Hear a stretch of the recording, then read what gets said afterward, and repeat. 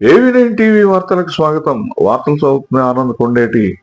Doctor YSR ఉద్యాన విశ్వవిద్యాలయం అనుబంధ కృషి విజ్ఞాన కేంద్రం వెంకటరామన్గూడెంలో నేషనల్ ఫిషరీస్ డెవలప్మెంట్ బోర్డు ఆర్థిక సహకారంతో చేపలు, రొయ్యల వ్యాధులు నిర్ధారణ పరికరాలు, నిర్వహణ పద్ధతులపై 5 రోజుల శిక్షణ కార్యక్రమం శుక్రవారం ప్రారంభమైంది.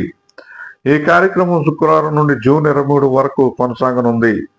ఈ కార్యక్రమంలో విశ్వవిద్యాలయ ఉపకులపతి డాక్టర్ కట్టుపల్లి ధనంజయరావు ముఖ్య అతిథిగా పాల్గొని శిక్షణా కార్యక్రమాన్ని ప్రారంభించారు.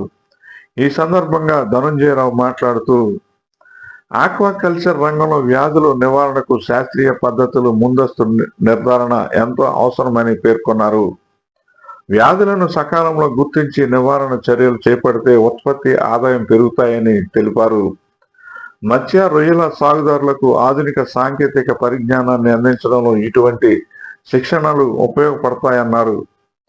విస్తరణ సంచాలకులు doctor CH Ruth, dean doctor C Madhumathi మాట్లాడుతూ చేపలు, రొయ్యల ఆరోగ్య నిర్వహణలో ఆధునిక నిర్ధారణ సాంకేతికతల ప్రాధాన్యతను వివరించారు.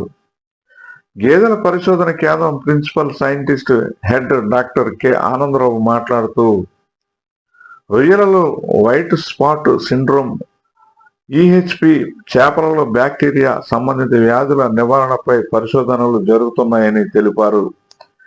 కృషి Vigyana Kendram head doctor CH Kiran Kumar మాట్లాడుతూ శిక్షణలో వ్యాధుల గుర్తింపు, ఆధునిక నిర్ధారణ పరికరాల వినియోగం, బయోసెక్యూరిటీ, నీటి నాణ్యత నిర్వహణ, ప్రోబయోటిక్స్ వినియోగం తదితర అంశాలపై ఈ శిక్షణలో నిపుణులు అవగాహన కల్పిస్తారని తెలిపారు.